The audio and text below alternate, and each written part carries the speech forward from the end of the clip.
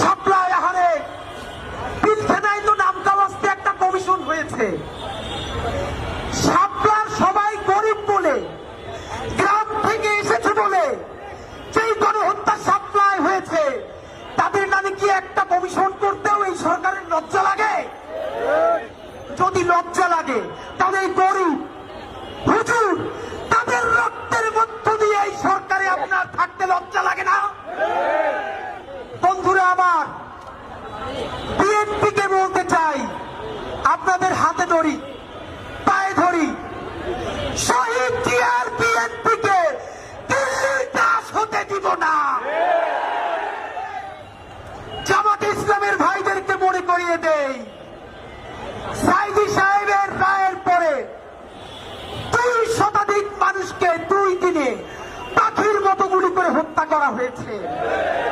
শুধু হত্যা করা হয় নাই, পাখির মতো স্তূপ করে নারী পুরুষের লাশগুলো রাস্তার পাশে রাখা হয়েছে। সেই গণহত্যাকারী আওয়ামী লীগ, তাদেরকে যারা দেখেছে তারা হলো সেই দিল্লি, ভারত, জামাতে ইসলামী।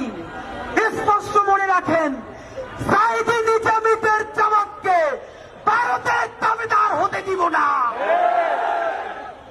এনসিপির ভাইয়েরা মনে রাখো, শত শত জুলাইয়ের রক্তের মধ্য দিয়ে নেতা হইছ তোমরা।